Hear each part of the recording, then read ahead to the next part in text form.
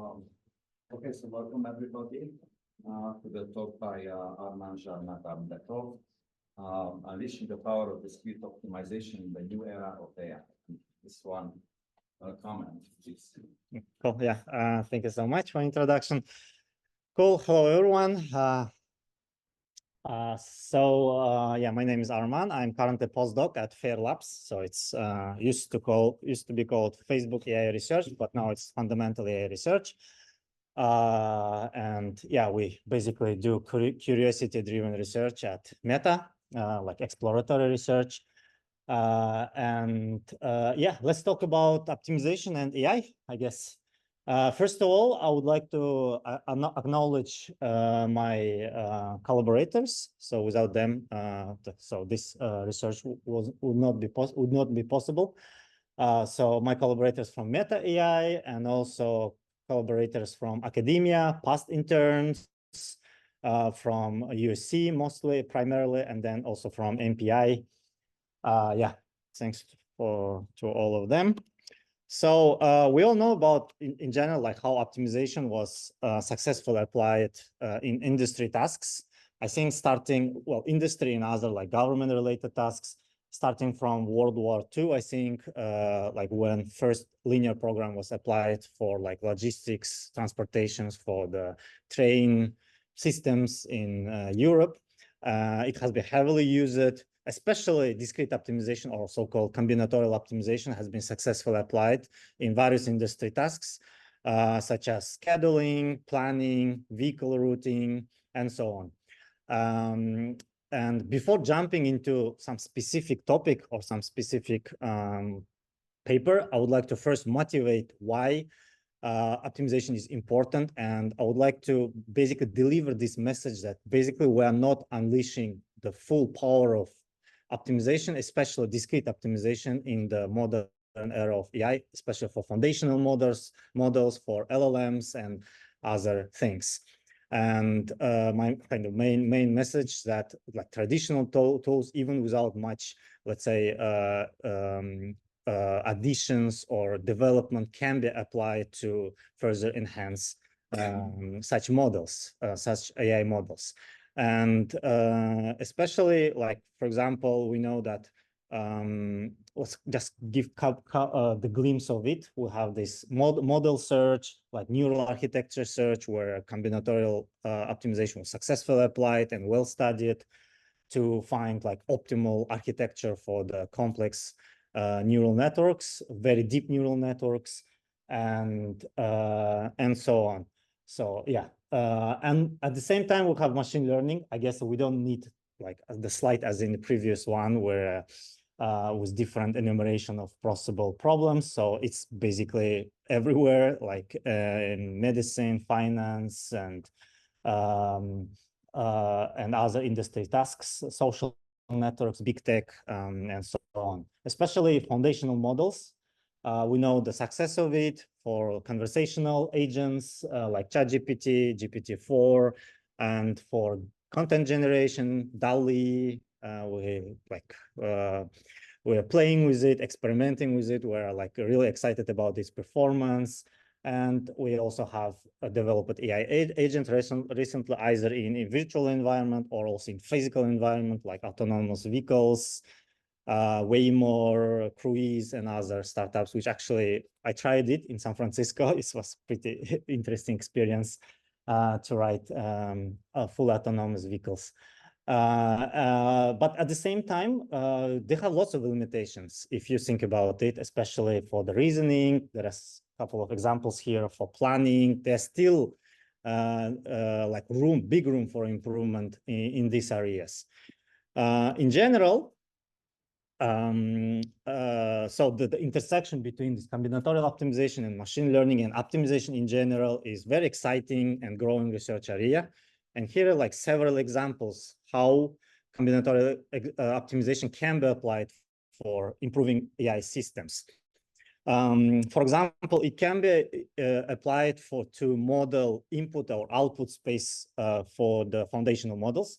For example, automatic prompt engineering, or like for adversarial attacks, for other tasks, for few-shot learnings, for in-context learnings, for example, or it can be enforcing a certain discreteness in the output space. We would like enforce some constraints on the output so that it generates safe responses, for example. This is another example. And also it can be applied for model interpretability, for generating so-called counterfactual explanations or counterfactual examples, or in the area so-called inverse classification. It has been also successfully applied. And like just to study which neurons are firing, try to come up with better interpretability or explainability. And the last but not the least, model efficiency, where we use this pruning, quantization of large language models for like compression, for efficient training and inference, and for efficient decoding for RLHF. So I'll little bit talk about that as well. And I also briefly mentioned about neural architecture search as well. So of course, I think like optimization, especially discrete or combinatorial optimization, can be applied beyond these tasks, but these are just a couple of examples. In this talk, I'll be mostly talking about this first part. I will deep into more like details about my past research in enforcing certain, basically doing optimization over input or output space. So yeah, this is just a glimpse of a couple of papers from this year or last year that we published or about to publish regarding these like examples in the previous slide. And going into deeper into that, I will be talking into these two papers. One example from enforcing discreteness in the input space for automatic prompt generation for adversarial attacks, and also enforcing discreteness in the output of generative models. Yeah, one example from each of them. So let's start.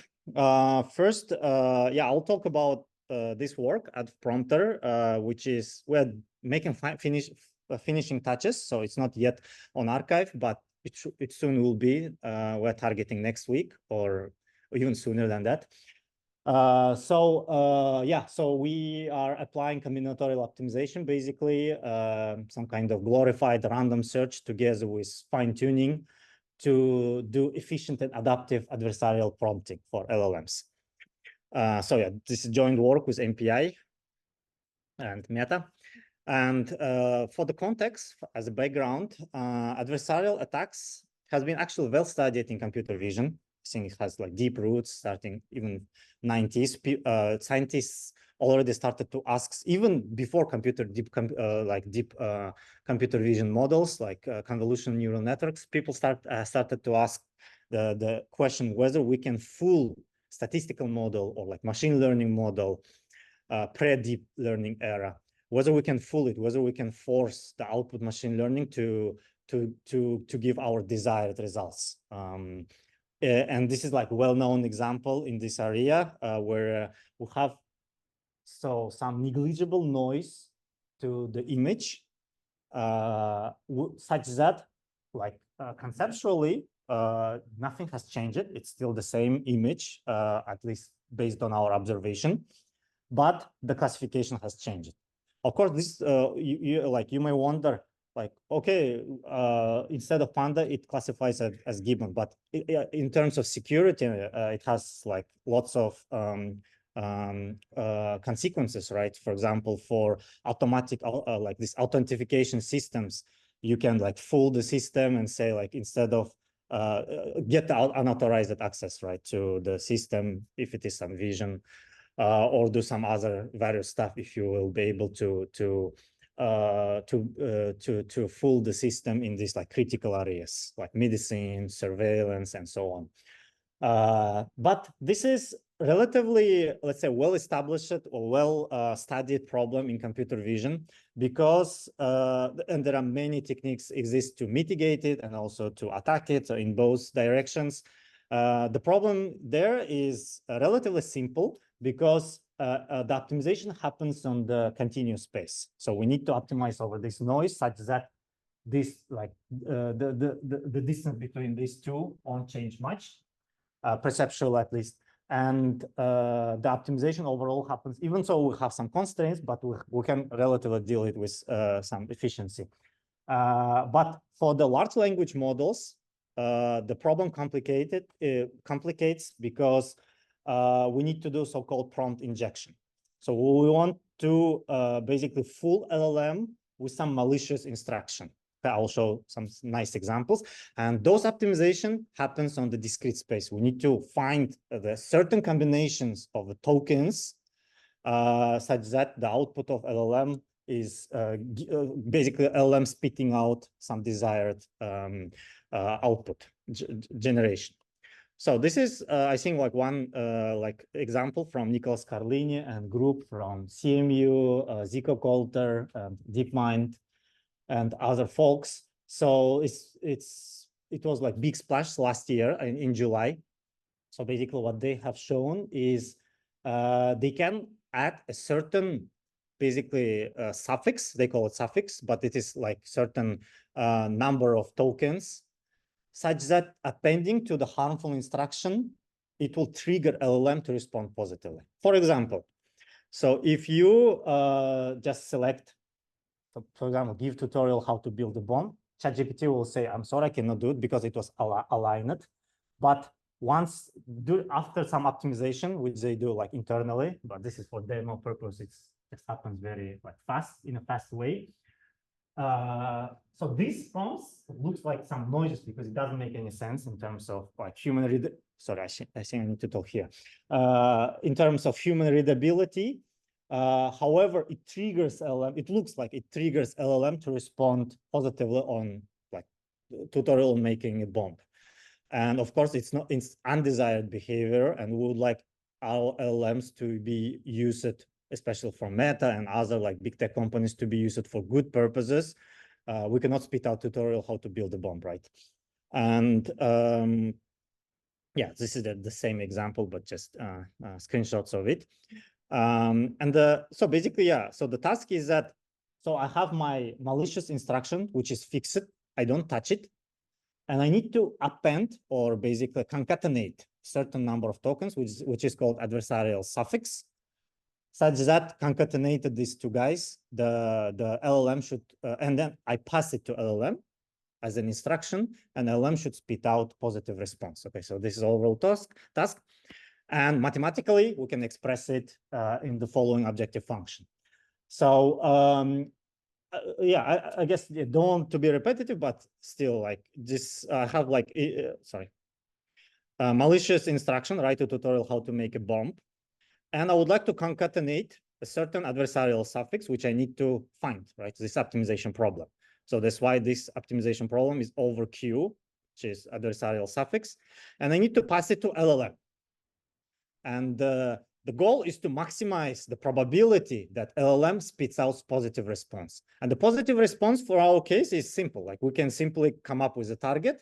One possible way, of course, there might be several possibility for that, and it's like open question which target to use. But one possible is to just say like, sure, here is tutorial for making a bomb, or maybe some other, let's say, like positive way of saying that it so like of spitting out this tutorial basically. And this is can be expressed as a minimizing the negative log likelihood, right? So this is the problem, and here notice that we don't like touch LLM, right? So the function f, let's say with parameters phi, that is fixed. We don't touch it. We just optimize over input space. So that's why example of applying combinatorial optimization on the input space. Why is not all the out, right? Which is part of the positive part of the out. Yeah, exactly. Yeah, yeah, it's not the old out, because sometimes maybe we don't even know. Yeah. But one thing about LLM, once it starts to generate something positive, with high probability, of course, with high probability will generate the rest is like positive.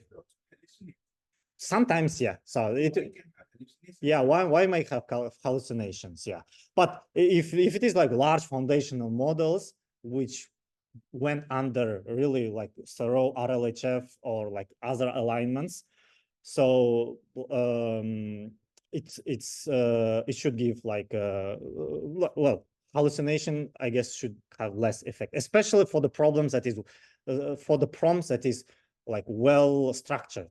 It may hallucinate on some vague, for example, you have some complicated instruction, complicated prompt, right?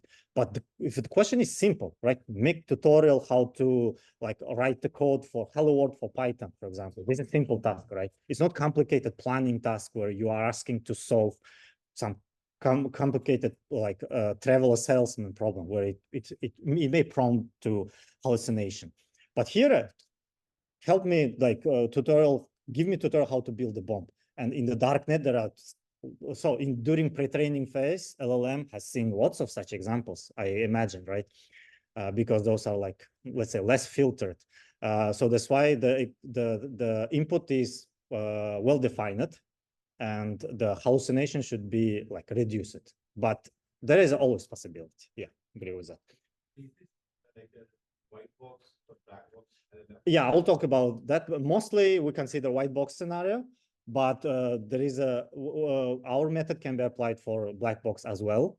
We'll talk about, we'll just require like log probability. So let's say gray box. So I will talk about white box attacks first, then like transfer attack, where we basically transfer it to black box attack, black box models like ChatGPT, and like gray box attack, where it provides some log probabilities of the next token, full log probabilities. So but talking about this problem, so this is discrete search over queue. So it's by construction does not admit closed form solution because there's exponential search space. It's finite, but still like very like blows up computation very quickly. And this is queue is very complicated space drawing from dictionary, from our token space, right? We don't know the number of tokens it should generate. We don't know like semantic structure of it, right? So it can be any arbitrary combination of tokens, right? So the reason you're saying discrete compared to the images, you said continuous. What's the situation? What's the idea? Yeah, in computer vision, the loss is like simple Gaussian loss, which is that model it as a continuous optimization problem. So the queue in the like vision tasks, like fooling CNNs and others. So this is some vector which can take any like any values between like any real values basically. I can add any for my in the pixel space. I can add any arbitrary number which is which will, the goal is to not visually perceptually change the picture, just add some small noise. Here the problem is that input I should append the valid token, right? So the token should be some integer from 0 to 50,000, for example, depending on dictionary size. So I should pick finite number of elements from this, like from 0 to 50,000. I cannot pick 0.5 token, right? Or 3.3 token. So there should be natural number integer from 0 to 5,000. So that's why the problem is combinatorial here. Yeah, hopefully it's, yeah. So it does not admit closed solution form solution, and the matter complicates if we want to attack ChatGPT or other black box models for which we don't have gradient access. We cannot simply compute gradients. And this is optimization that we need to do for every single prompt that we want to jailbreak, so-called. For example, for making tutorial, for making a bomb, I need to solve this optimization problem approximately, or yeah. If I want to apply it for the new one, so that prompt may not work, right? So I need to solve this mathematically, at least I need to solve new problem. But in the literature, at least in that actually paper, they consider so-called universal prompt optimization.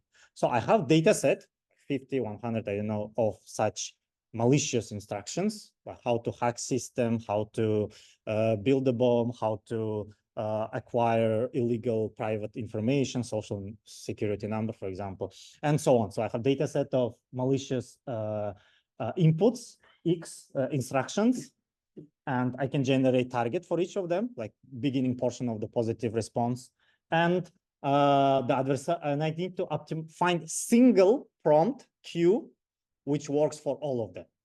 So this is like one possible mathematical optimization problem for that.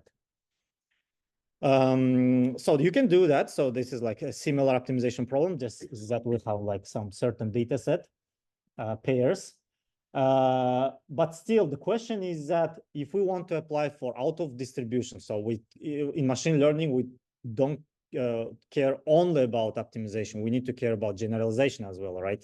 For out of distribution problems, for new prompts, for example, then like we cannot like directly apply it. We can use transfer attacks. So we just train on the data set of prompts and obtain single universal prompt, and then basically reuse it for new samples. However, that's problematic. Well, in at least you don't have any like guarantees, or in general empirically performance reduces, especially if the out of distribution samples are really like draws from completely different statistical distribution. So that's the performance issue. And also the problem as is complicated if we want to ensure that Q coming from the proper text. Because in the previous example from Karlinis and others' works, though, this suffix doesn't make any sense, right? And as an OpenAI developer, for example, as a software engineer that is working on OpenAI, I can easily mitigate it because I can write some simple classifier, for example, or do some perplexity-based check and say, okay, so if the input doesn't make any sense, a portion of it, and I will just return, okay, I didn't understand you, or something like that, right? Because this suffix is gibberish, simply. Or like people less likely will write it in that way. So and then how to ensure that? So that's why we formulate this problem as the following. So we introduce the parametric mapping Q theta, which is, as you may guessing, will be another neural network, more specifically another large language model. And the suffix will be coming from that mapping. So it takes as input the other suffix x, sorry, the harmful malicious instruction x, and spits out the suffix, should spit out suffix, and then we again concatenate it with x and then pass it to our LLM. And now optimization problem is not over Q, now optimization problem over parameters of that model Q of X. And our task is to learn that model. I forgot to mention that, okay, concatenation is just one possible way of attacking, and we consider this in the example. Of course, you can do more sophisticated mixture of harmful instruction and suffix X. You can somehow embed it, do prefix, or somehow change the meaning a little bit, semantical meaning of the Q. All right. So how about, I mean, you're using another LLM to generate this. Yeah, exactly. How about we attack that? Attack that LLM too, the one we are using. Why would you need to attack that LLM? So because I'm going to use that LLM to generate already. Whoever is going to attack, you know, they can attack that LLM. Yeah, but for that LLM, we don't care because that LLM is not something that we deploy in production. That can give you the wrong prompt which you want to use to attack the actual LLM. Yeah, potentially you can do it. Yeah, but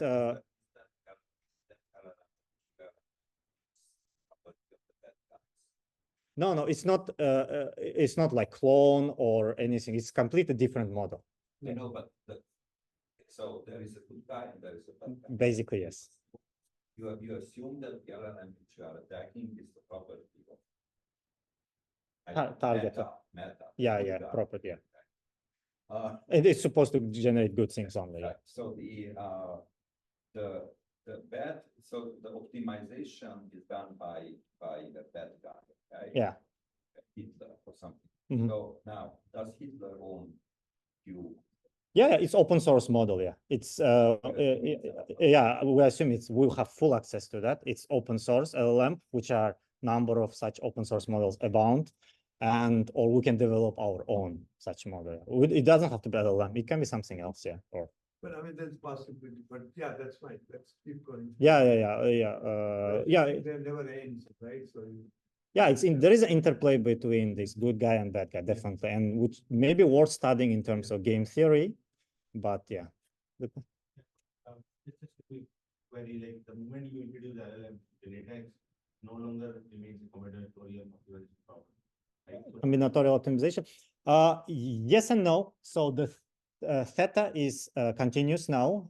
It's like weights of our we fine tune basically that LLM, but still the Q of theta, there is a generation, autoregressive generation happening. So the output of that LLM will be concatenated with X and then pass it. So basically to evaluate this loss function, so there is an intermediate step, which is autoregressive generation.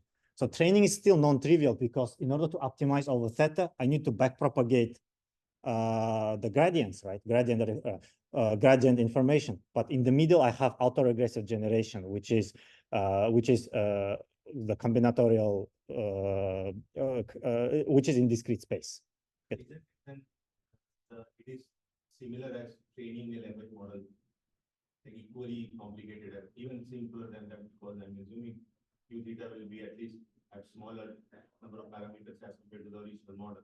Yeah, in the original training LLM, they use the output is logits, right? You do this teacher enforced loss cross entropy compute on the logit space. You don't autoregressively generate and then compute your cross entropy loss in training, pre-training, or fine tuning of the LLMs. So you get the logits.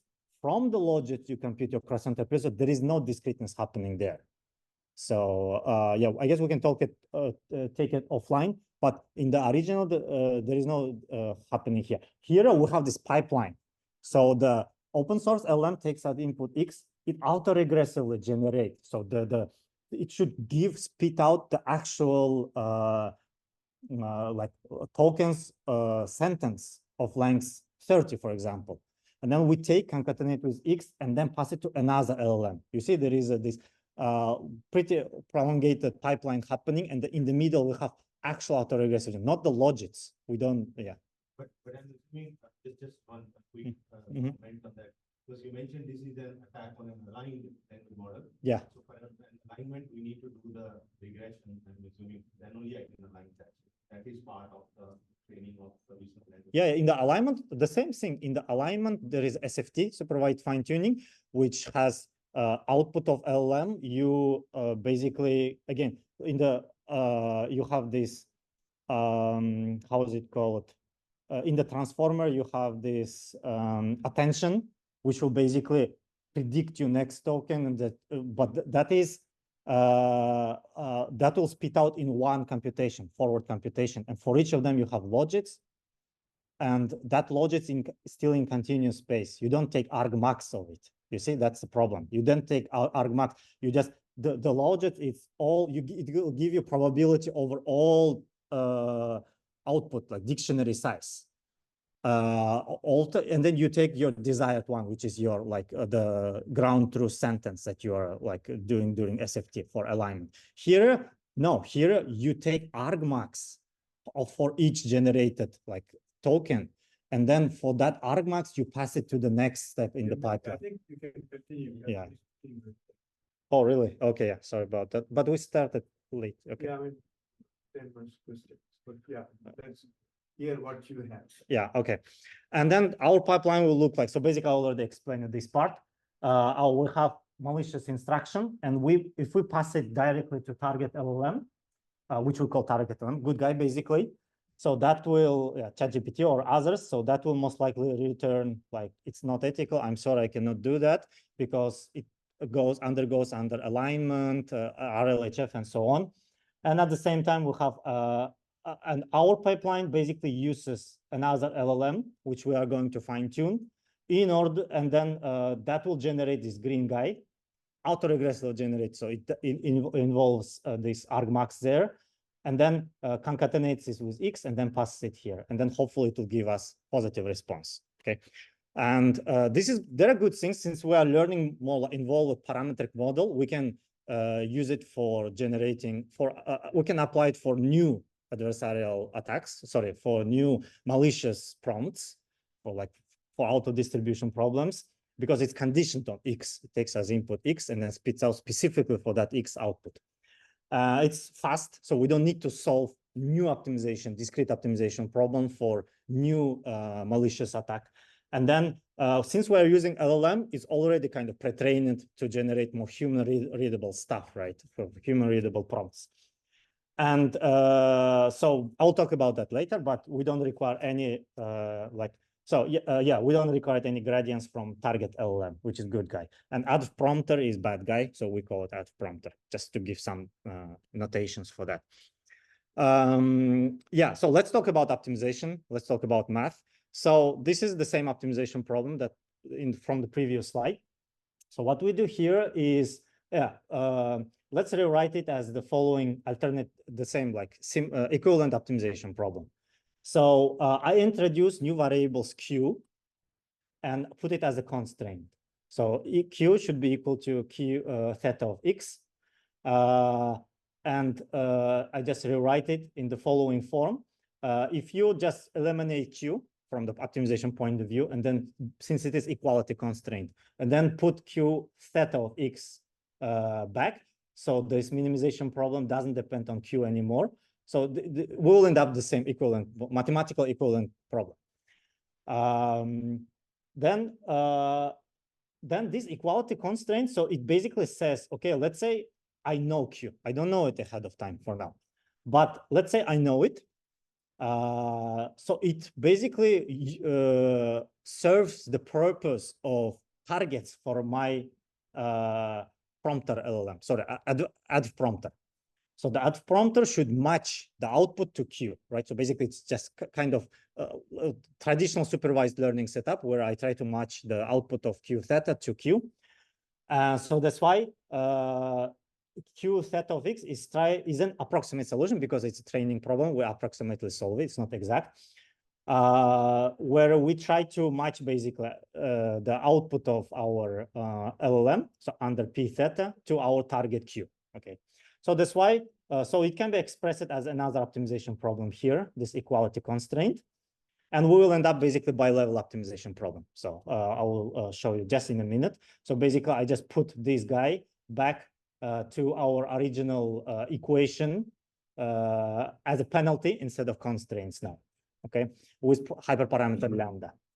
Now, given that hyperparameter lambda, so I have this nested optimization problem here, which I can put it as another constraint. I know there are a lot of gears going on, but it will lead to nice alternating optimization algorithm in the end. So basically, we're going to have, I just replace this optimization problem as a certain mapping. I can do that, right? So the output of the optimization problem will be some solution, which I can mathematically express it as a certain mapping.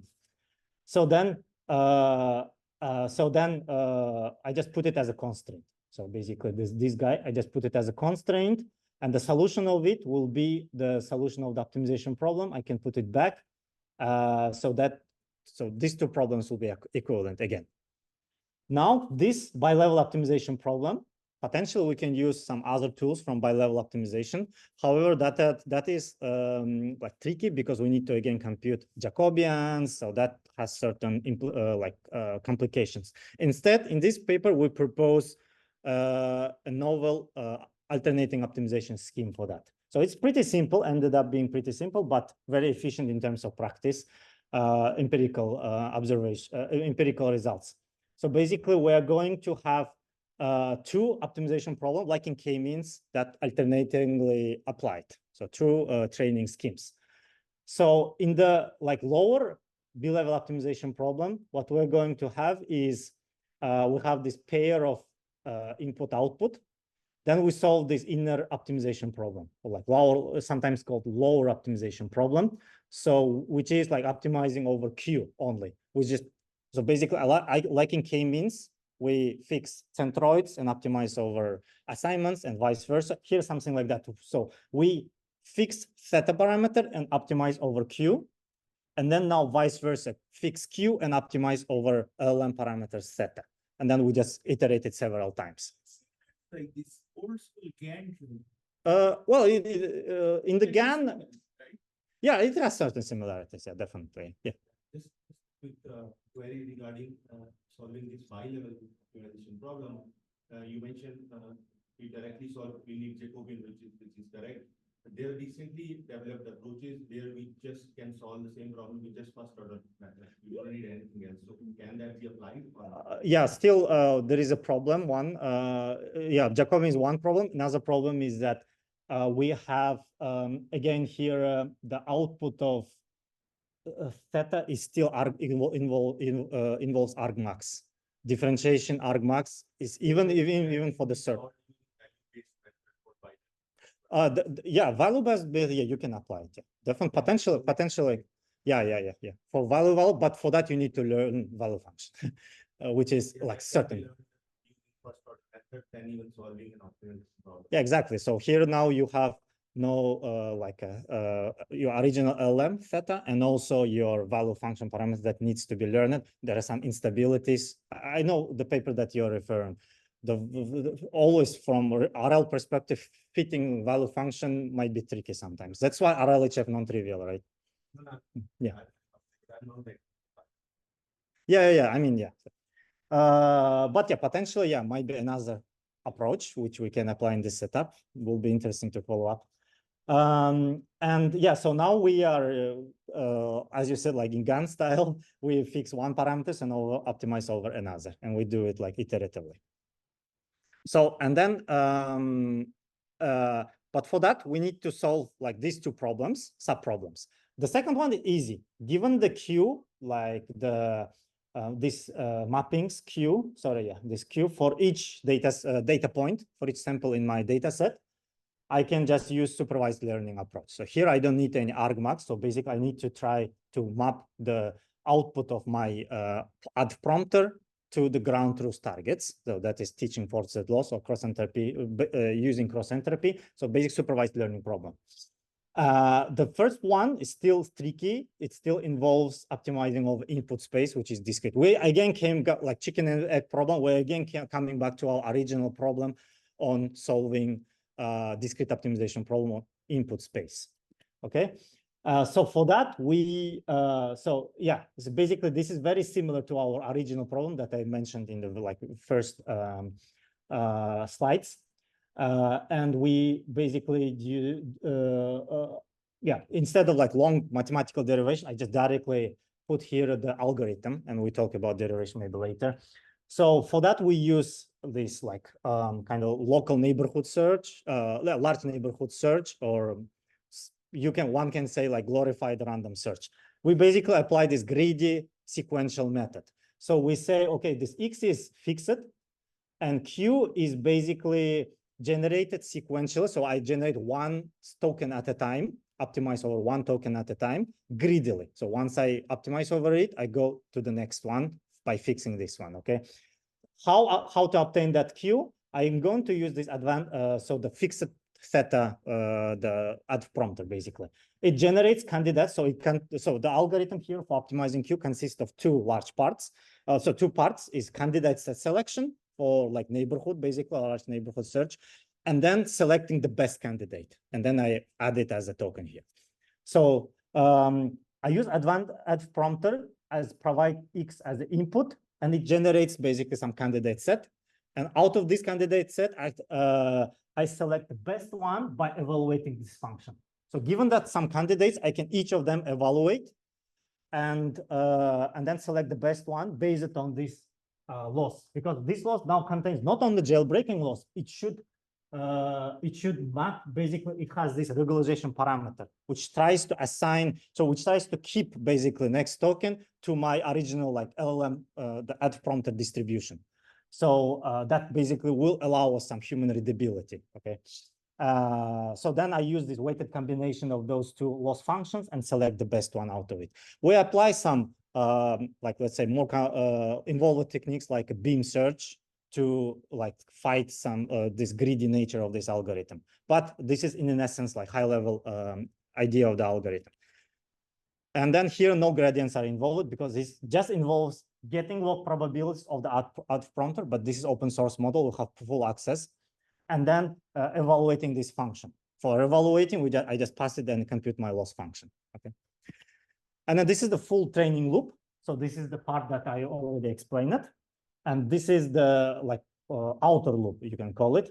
So given the input for each, given the input, we use batching, but let's say for batch size equals to 1 for simplicity. We pass it to add prompter, and using add prompter, the current parameters of add prompter, we're going to run this Q step, which generates us the targets, basically Q targets, and then use those targets to fit, like let's say fine tune further our parameters theta. Okay, and then we just continue this iteration several times. So this is results on white box attack. So first, let's briefly talk about this generation time. So main message here is that add prompter is very fast. So it just requires forward propagations through our add prompter instead of solving the whole optimization problem compared to the first problem that I introduced. And then these papers actually try to solve the first problem without learning any mapping. And that is costly. And so that's why here we can generate several such attacks. We report attack success rate at 1 and at 10. So from like attacker point of view, what I can do is actually generate several, like 10 such adversarial suffixes. If one of them succeeds, it's enough for me, right? As an attacker. Of course, unless ChatGPT will put some limitations on number of prompts that I can submit, but there is no such limitations for now.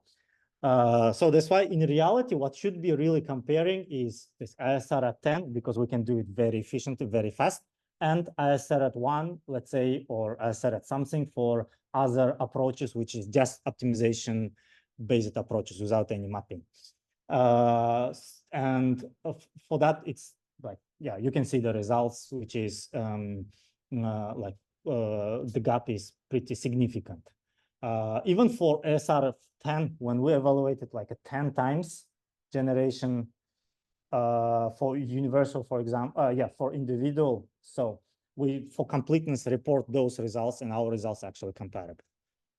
And this is the search. You are not doing optimization.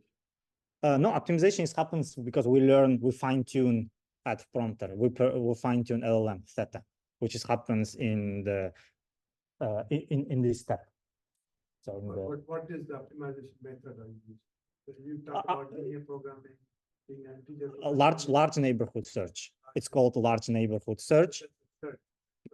Yeah. Well, it's the name. Yeah, it's the search definitely. But in the discrete optimization literature, it's like valid optimization method, because you need to identify that neighborhood. Actually, that's can be non-trivial. Post table, what is the intuitive explanation of it becoming sparse? Because otherwise it may look at first glance like you're solving 2 optimization problems, not even 1, and in an iterative manner due to alternating minimization. And still it is faster than just solving 1 optimization problem. Oh yeah, because here, I guess for fairness, I should mention that this doesn't incorporate the training runtime, of course, because once trained, we applied for inference.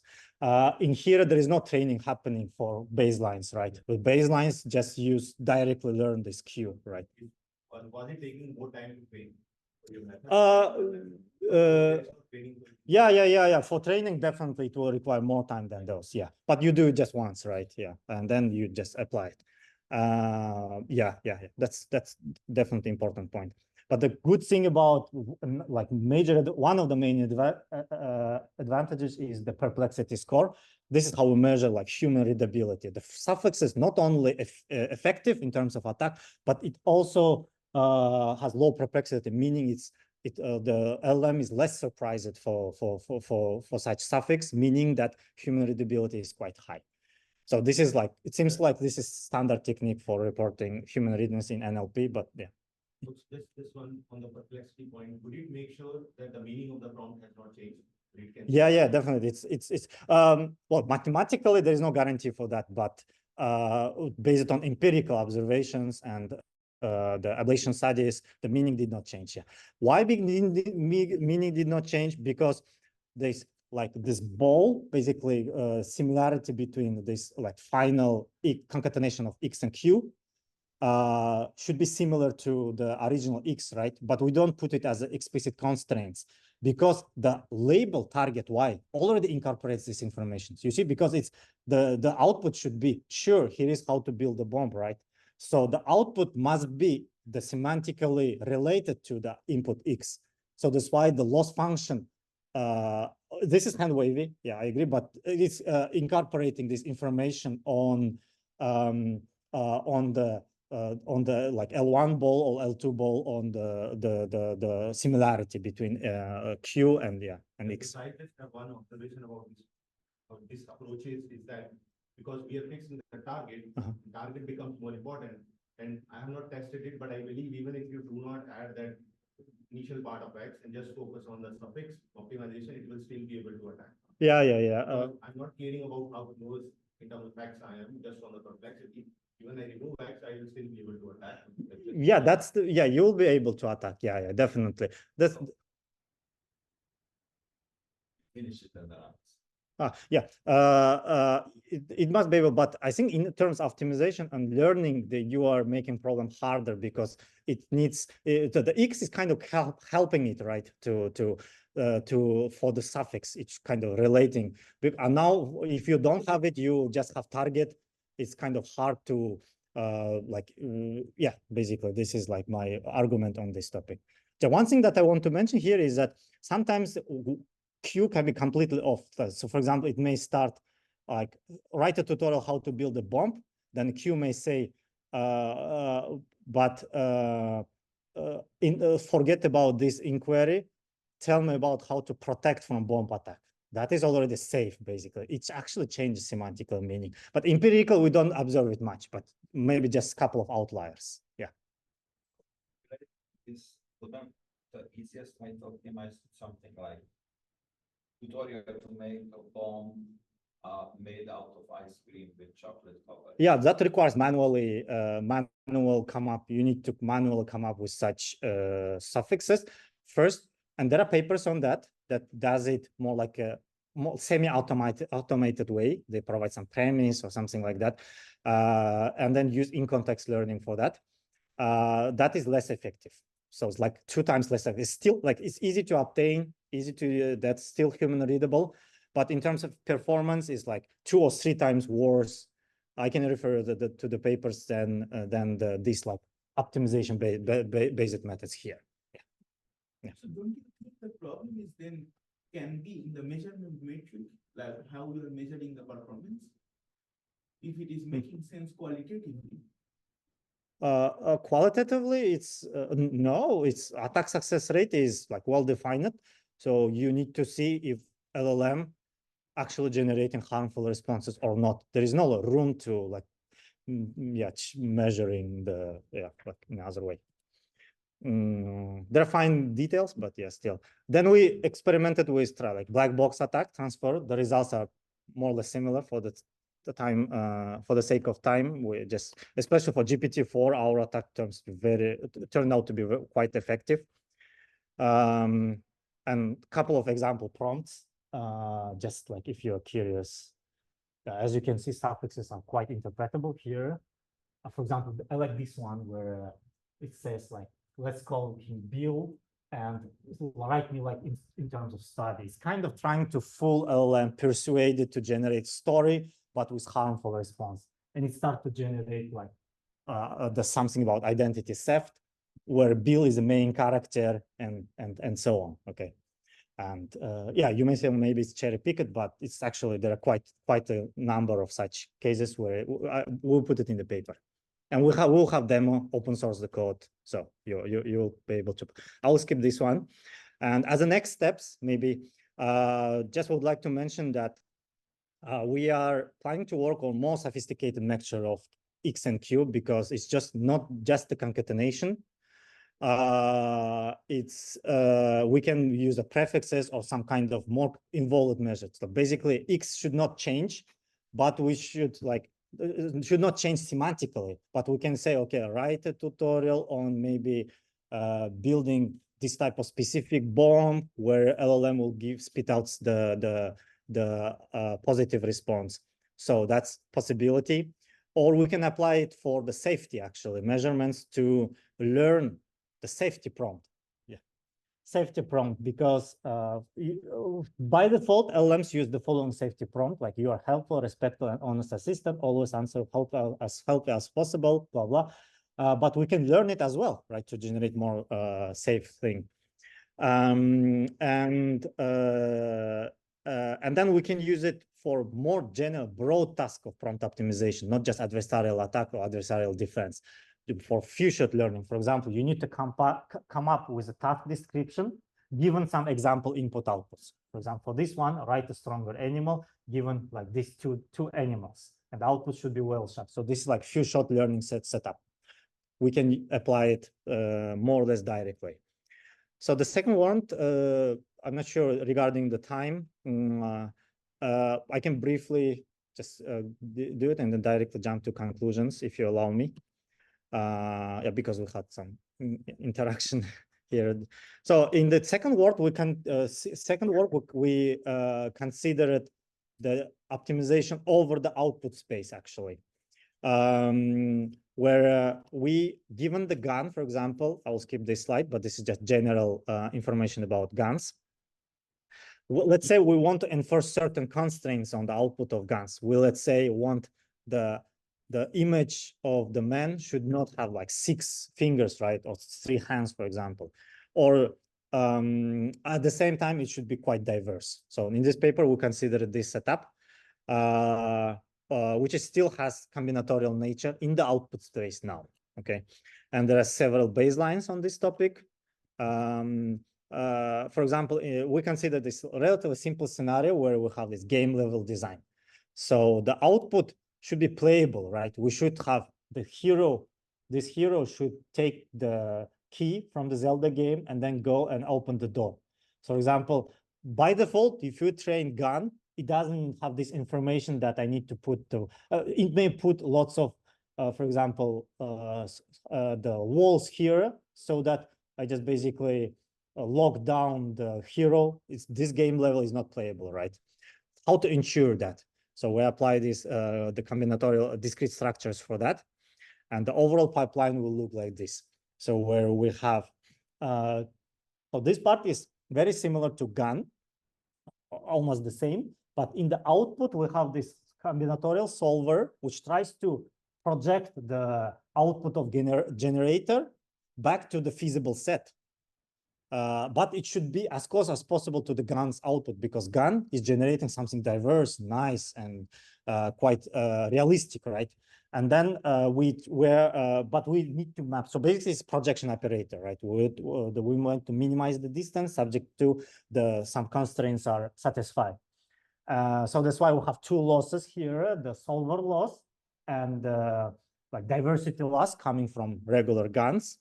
And then we propose this scheme on like end-to-end optimization for all these things for the entire pipeline. So basically, it's quite simple. Ended up being, again, I'm omitting here the derivation, but the final algorithm will be very similar to GAN. You sample a noise, you do forward propagation through the generator. Generator will generate some image or object, right?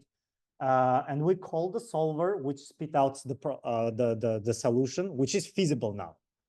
And we compute the loss and then backpropagate the objective. Tricky part, of course, how to backpropagate this information, because now this involves the solver now. Non-trivial, right, to backpropagate through the optimization solver. Yeah, so then basically we apply this, our previous basically research on this topic, where we use something similar to straight-through estimator, if you heard of it. During forward propagation, so this is basically, instead of GAN, I have, yeah, this will be GAN. It will give certain output. I call the solver and I compute the loss. During backward propagation, the gradients are approximated as an identity function with some certain coefficient, which we call negative identity with projection. Projection appears here. And there's certain mathematical intuition behind it, but it's simply hack, to be honest, yeah, saying. And it has some sort of, as I said, mathematical intuition, and we will be able, so during training, we were able to learn this end to end.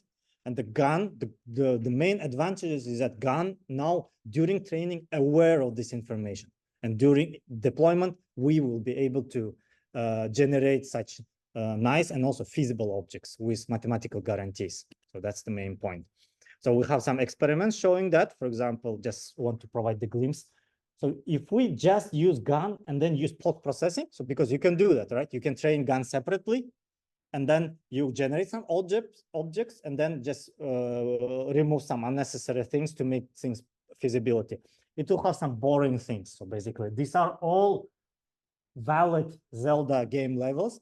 However, yeah, these are very boring, right? So it's nothing interesting happening. So using like different small variations of our algorithm, we'll be able to generate more diverse objects in the map.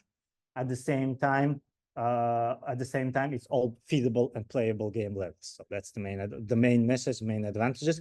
And in the follow-up work, we're trying to apply it for. So this is like proof of concept, first step. The next step, or more non-trivial, is actually how do we apply it for more complicated output space where, as I said, like I should not generate a human with 3 hands. So that is all. I have some ideas around that, but it's open question.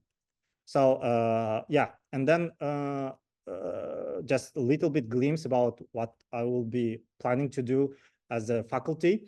Already provide some future research regarding these 2 projects, which is whole space actually. On top of that, I'm interested in this controllable generation where I want to apply the safety awareness during autoregressive generation, during LLM. So during inference time, during generation time, given fixed LLM, I would like to see if we will be able to generate safe responses. So this is has some connections to RLHF.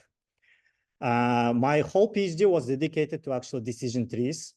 And there is a whole evolving area called hybrid models, where it tries to basically mix between decision trees and neural networks.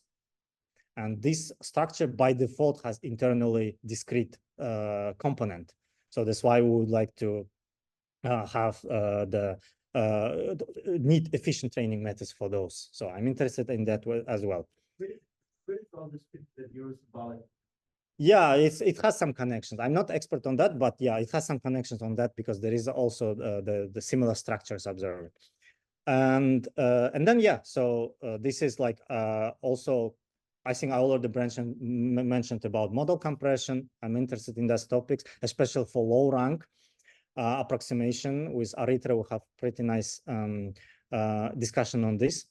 And I'm planning to use like NSF as a main source based on my previous experience where I helped my advisor to apply. This seems to be the main like division within NSF that works with the similar grant proposals as my research, funds my research. And I have connections with Meta since working in there and also in Amazon, which does provide some, it's very competitive, but it does provide some research funds for faculty. And then, of course, I will be happy to consider other government or non-government fundings. So with that, I finish. Sorry, but I think we started 15 minutes late, and so this one. Yeah. Yeah, thank you. So one question I do have for the overall framework of work here, is this only valid for cases where the LLM is trying to suppress some information, like, Yeah. normally it could tell you what how to build a bomb. Yeah. But the reason is somebody put something in there to say, don't tell the world. Yeah.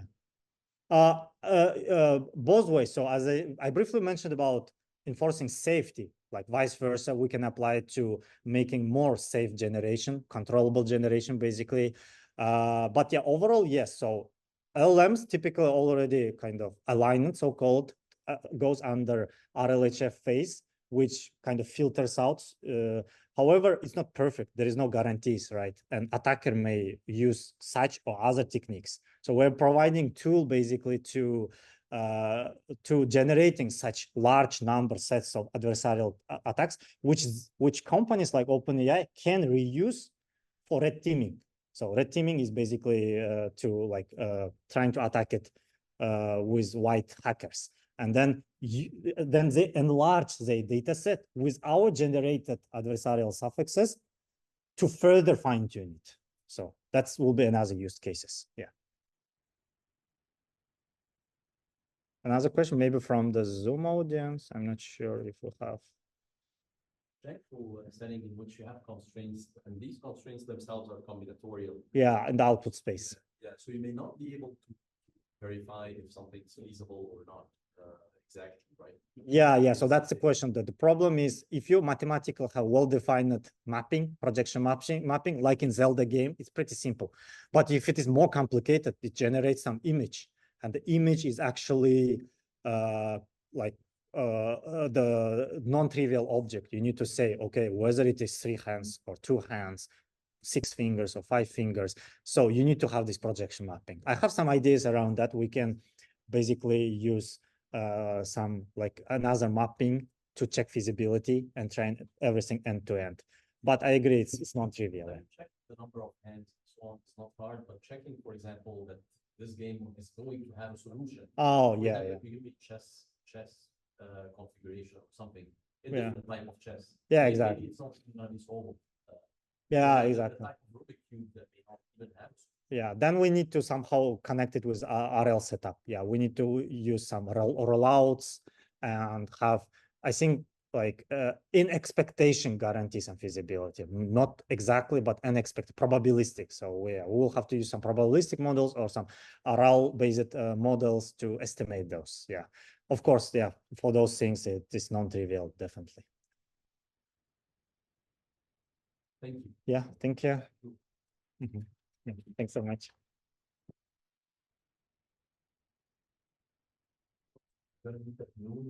Yes, it should, or downstairs here. Yeah, let's move downstairs.